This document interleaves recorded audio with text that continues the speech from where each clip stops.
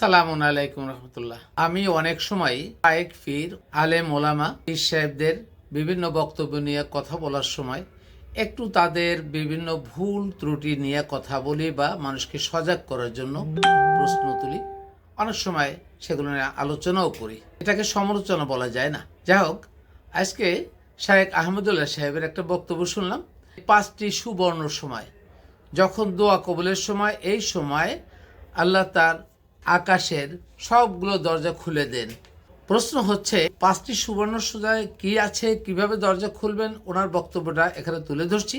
কাছে তার চাওয়াগুলোকে পেশ করার জন্য আল্লাহ সুবহানাহু ওয়া তাআলার কাছে নেক আমল করে কাছাকাছি যাওয়ার, আল্লাহ সুবহানাহু ওয়া তাআলাকে সন্তুষ্ট করার জন্য খুব মূল্যবান এই সময়গুলো। সেই সোনালী 5টি সময় কখন? তার প্রথমটি হলো জোহরের সময়। মুসনাদে আহমদের এক হাদিসে বর্ণিত আছে, নবী সাল্লাল্লাহু আলাইহি ওয়াসাল্লাম জোহরের ফরজের আগে 4 রাকাত সুন্নাত সালাত নিয়মিত পড়তেন। কোন সাহাবী তাকে প্রশ্ন করলেন, ইয়া রাসূলুল্লাহ, আমরা আপনাকে দেখি সবসময় আপনি সালাতটি নিয়মিত আদায় করেন, এই 4 রাকাত সালাত কখনো ছাড়েন না, এর হেতু কি, রহস্য কি? নবী সাল্লাল্লাহু আলাইহি ওয়াসাল্লাম তখন বললেন তাদেরকে যে, দেখো, যখন সূর্য মধ্য আকাশ থেকে, ঠিক আকাশের সেন্টার পয়েন্ট থেকে পশ্চিম দিকে ঢলে পড়ে, অর্থাৎ জোহরের সময় শুরু হয়, তখন আল্লাহ সুবহানাহু ওয়া তাআলা আসমানের সমস্ত দুয়ারসমূহ খুলে দেন, এবং সেগুলো আর তিনি বন্ধ করেন না জোহরের সালাত শেষ হওয়া পর্যন্ত।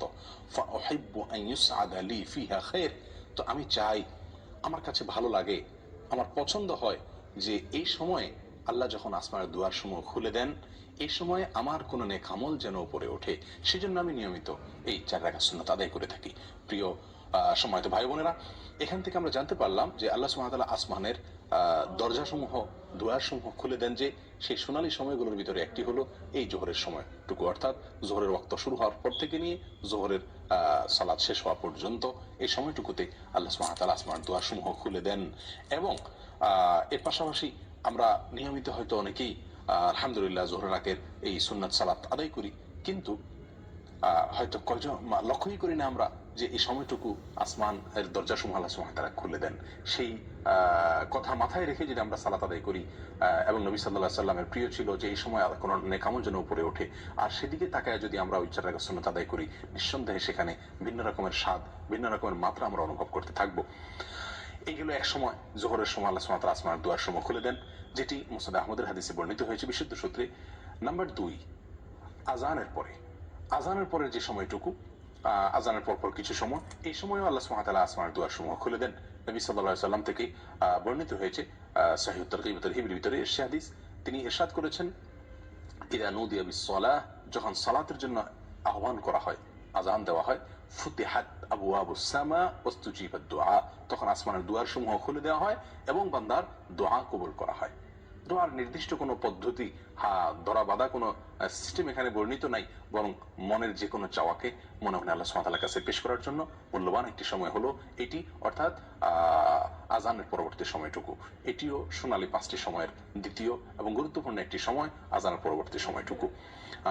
3 নম্বর যে সময়টি সোনালী 5টি সময়ের ভিতরে, সেটি হলো এক সালাতের পরে অপর সালাতের জন্য যখন মানুষ অপেক্ষা করে, এই সময়টুকু, এটিও খুব গুরুত্বপূর্ণ একটি সময়।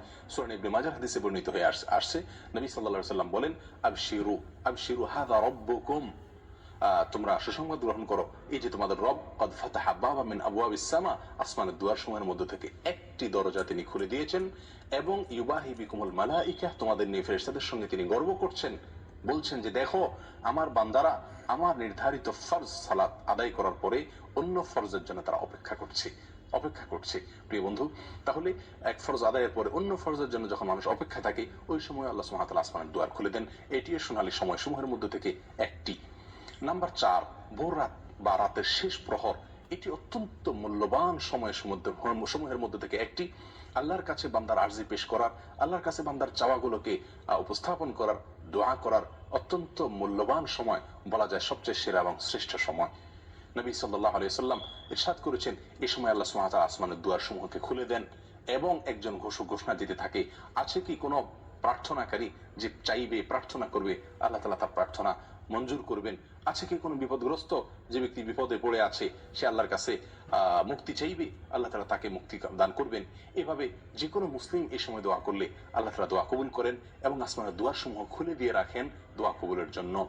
তবে দুই শ্রেণী ব্যক্তিকে আল্লাহ তাআলা এই সময় তাদের দোয়া কবুল করেন না। তার ভিতরে হলো এক ব্যক্তি হলেন যিনি পেশাদার ব্যভিচারিণী মহিলা সে, আর দ্বিতীয়ত হলো যে লোক ব্যবসায়ীদের কাছ থেকে চাঁদাবাজি করে, ব্যবসায়ীদের কাছ থেকে চাঁদা আরোপ করে অর্থ আত্মসাৎ করে, এই ব্যক্তি এবং পেশাদার ব্যভিচারিণী, এই দুই ব্যক্তি ছাড়া আল্লাহ সুবহানাহু ওয়া তাআলা তাদেরকে তওবা করার পরে তাদেরটা আল্লাহ তাআলা মাফ করেন। এই দুই ব্যক্তি ছাড়া, এই দুই কাজে লিপ্ত থাকলে সেই ব্যক্তিরা ছাড়া আর অন্য সবার দোয়াকে আল্লাহ তাআলা কবুল করেন এবং আসমানের দুয়ার আল্লাহ তাআলা খুলে দেন।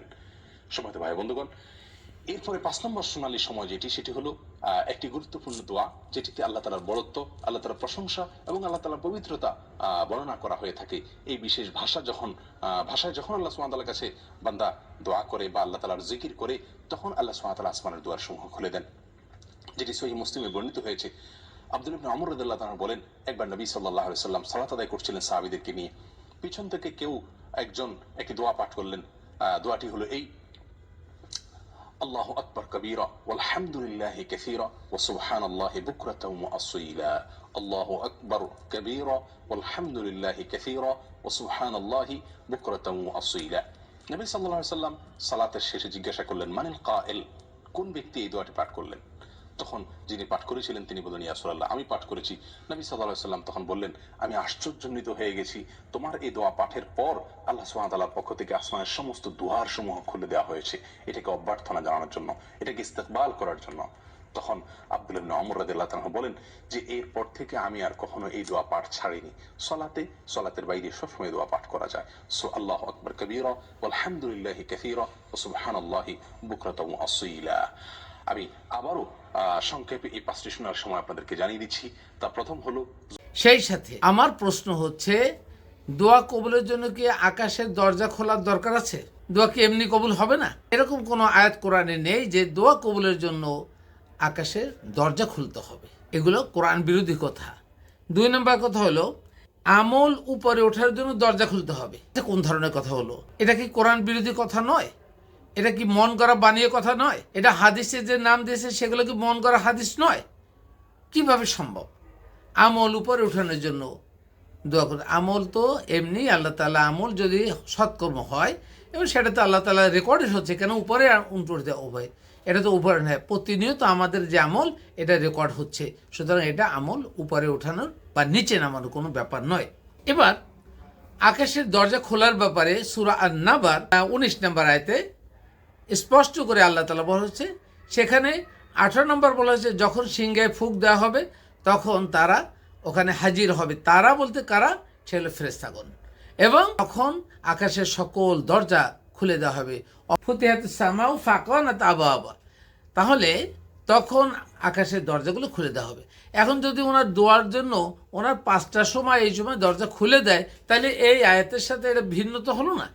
কোরআনের এই আয়াতের সাথে ভিন্নতা হওয়া মানে আপনি কোরআন সম্পর্কে মিথ্যাচার করছেন। জনাব সাহেব, আপনি মানুষকে পথভ্রষ্ট করছেন। এভাবে পথভ্রষ্ট করেন না। মানুষকে কোরআন শিখতে দেন, নিজেও কোরআন শিখুক, কোরআনের আদলে কথা বলুন। আমাদের একটাই দাবি, আপনাদের কাছ থেকে মানুষ কোরআন জানতে চায়, কোরআনের সম্পর্কে বুঝতে চায় যে আল্লাহ কোরআনে আপনাকে কী শিখাইলেন। আপনারা যে মন গড়া কথা বলেন, বিভিন্ন হাদিসের নাম দিয়ে এদেরকে রসুলকে বেইজ্জত করছেন, রসুলের সম্পর্কে মিথ্যাচার করছেন, কোরআন সম্পর্কে মিথ্যাচার করছেন। সুতরাং এগুলো না করে মানুষকে কোরআন জানা ও বোঝার ব্যাপারে যদি আপনারা সহায়তা করেন অথবা ন্যূনতম আপনি চেষ্টা করেন, তাহলে আশা করি আপনারাও খারাপ কাজ থেকে অথবা আল্লাহর জুলুম কাজ থেকে বেঁচে যাবেন এবং সাধারণ লোকজনও আল্লাহর এই নাফরমানি থেকে বেঁচে যাবে। সাধারণ মানুষ পথভ্রষ্ট হবে না। তারা যখন পথভ্রষ্ট হবে না, তাদের পরবর্তী বংশধরও আস্তে আস্তে কোরআন জানা বোঝার দিকে আসবে।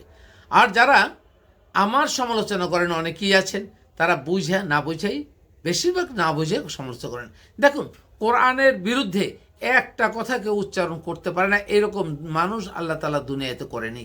যারা কোরআনের বিরুদ্ধে কথা বলে নিশ্চয়ই শিরক করছেন, এতে কোনো সন্দেহ নেই।